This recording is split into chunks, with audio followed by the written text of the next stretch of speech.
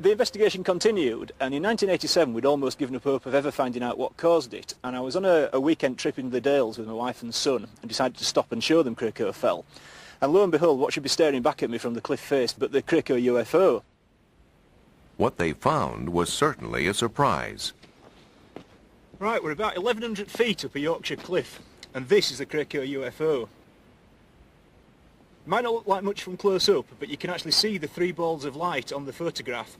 They're created there, there and there by a complicated illusion, a mixture in fact, of white lichen, green lichen, the Yorkshire Gritstone rock which contains quartz crystals, and the rainwater. All this, when it's illuminated at certain angles by rain or damp, it gives the illusion of three balls of light. Some days it can be very bright, some days it can be very dull. On the day in particular when Derek Ingram saw it, it was amazingly bright, and that's what created the feeling in him that he'd actually seen something totally unusual, even though he'd actually looked out of his window probably every day for the previous 2 years and not seen it. Though some sightings can clearly be explained by natural phenomena, UFOs continue to have a grip on the public's imagination that is not easily loosened. And there's no shortage of pranksters to capitalize on this fascination.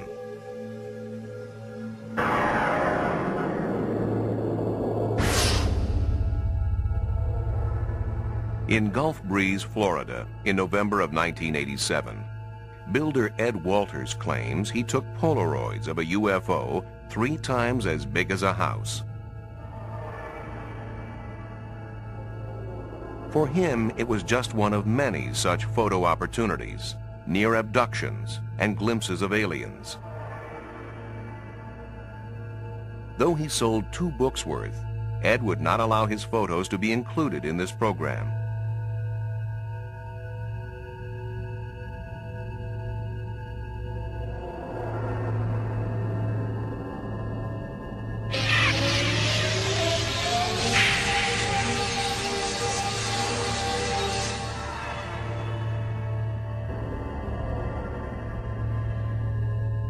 Photographs such as these are not difficult to fake with a little know-how, a styrofoam model, and the right camera.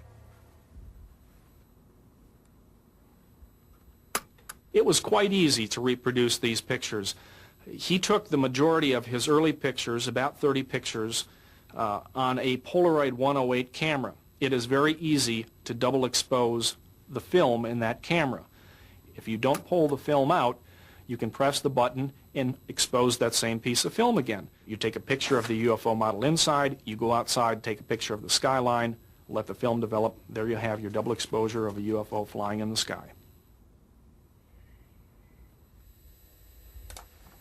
Still, Walters has his disciples, and photoanalyst Bruce Maccabee is one of them. A government research physicist, Maccabee is a believer in UFOs and is the author of many scientific papers on them. I have analyzed all the films and videos that have been taken by Ed Walters. I have studied most of the videos, I guess, that have been taken by other people down there. And it's just sitting there. As far as Ed's pictures and videos are concerned, it's my opinion that they are real. I've analyzed these very carefully, taking into account all the criticisms that have been leveled against them, and have found reasons to reject the criticisms. In baseball, you get 3 strikes and you're out. For Ed Walters, in this case, strike 1 was when a model was found in the attic of his former home. Strike 2 was when a young man named Tommy Smith came forward and claimed that he was an eyewitness to Ed Walters creating double-exposed UFO pictures. Strike 3 was when we went out and did photo experiments and were able to replicate many of these photos, especially the difficult photos like the UFO hovering over the road. So my conclusion is 3 strikes and you're out. We published the first pictures of the Gulf Breeze sightings back in November of 1987, and I was trying to figure out exactly how to present them, because I tried to run everything that happened locally in Gulf Breeze. When my folks came in, and I said, "You're not going to believe what we're getting ready to run in the paper this week." And I showed them the pictures, and they said, "That's what we saw." It was primarily because of the many other people in Gulf Breeze that witnessed the UFO, both the same night that Ed first got the pictures and many times after that, that the Sentinel continued to carry the story. I have had 3 other daylight sightings and over 100 sightings at night at Shoreline Park in Gulf Breeze. I witnessed over 170 sightings. These were red lights, red and white lights, over and around Gulf Breeze, Florida. I've seen a silver flying dome in the sky that was unidentifiable. Never seen anything like that before, and it was unexplainable. But just across the bay from Gulf Breeze is the Pensacola Naval Air Base. One explanation that occurs to locals is that some of the sightings are illegal pranks by naval personnel at the base.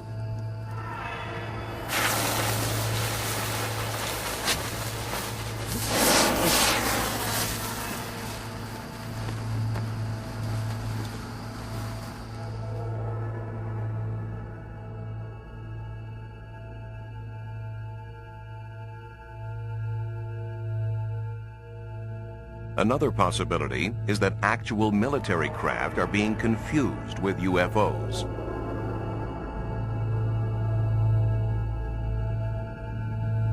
For instance, would most people recognize UAVs, uninhabited aerial vehicles, designed for stealthy reconnaissance and secret observation?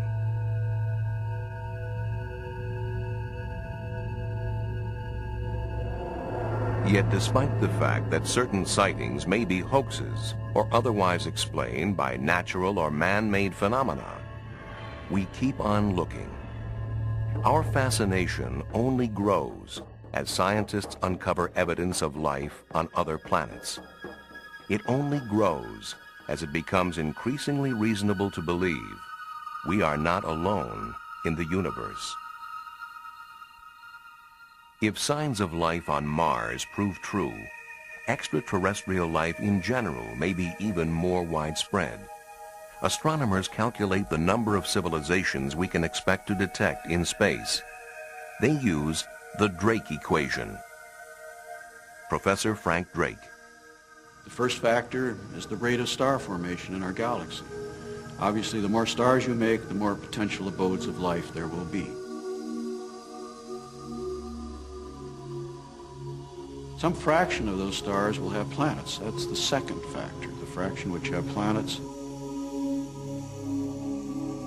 We then have to take into account the number of planets in each system which are potential abodes of life. The next factor is the fraction of systems of living things which give rise to intelligence.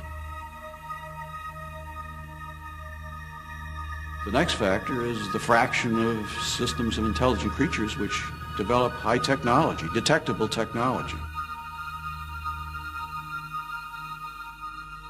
But how long do they last? How long are they detectable?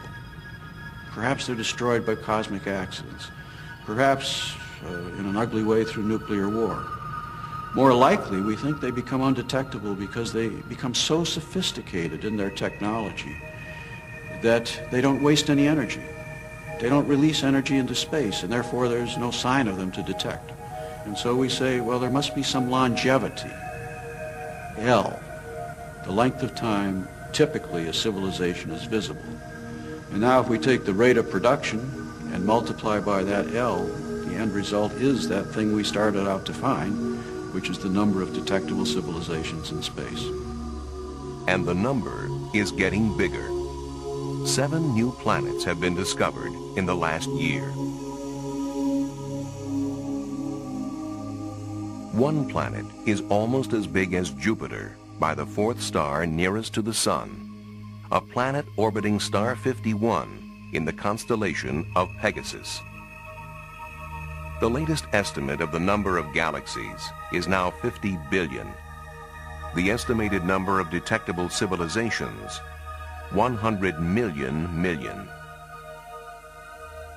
Are any of these potential civilizations attempting to communicate with us SETI, the search for extraterrestrial intelligence, is listening.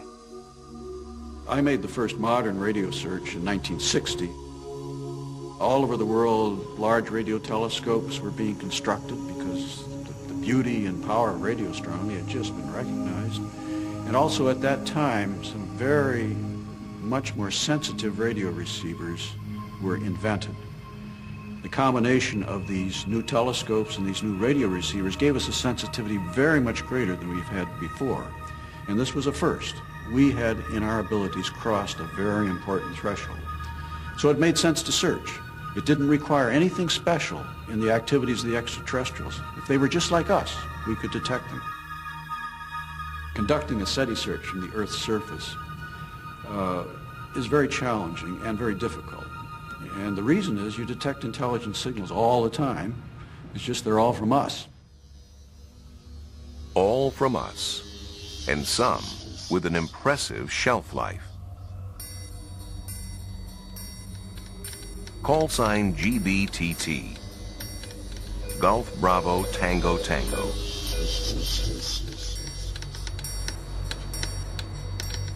Over 30 years after it was first sent, a coded wartime signal intended for the Queen Mary was received by its successor, the QE2. The QE2 uses the same call sign.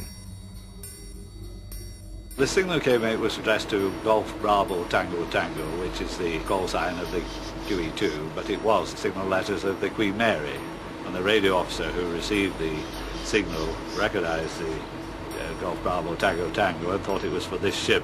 But in reality, when he received it, he realized it was a wartime signal, which had obviously been bouncing around in space for 30-odd years. Sent to the Queen Mary in the 40s, the signal arrived in February 1978. Was it bouncing through space, as Captain Arnott suggested? Or somehow intercepted and sent by someone or something we have yet to identify? Have we ever detected an intelligent signal from another world? Jerry Amon may have. Straight from a fixed source near the center of the galaxy to Ohio State University's Big Ear Radio Telescope. A telescope larger than 3 football fields.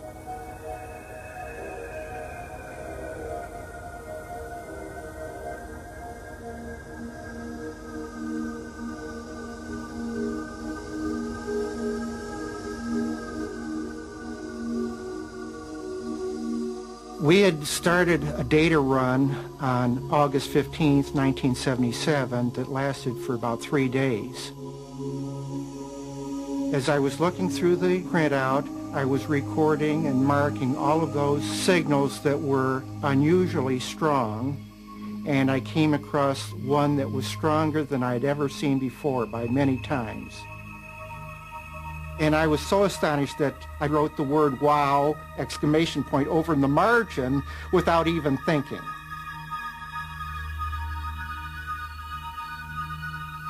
To have signals coming in only one channel indicates the possibility that this was some either unique astronomical event or that it was generated by some transmitter.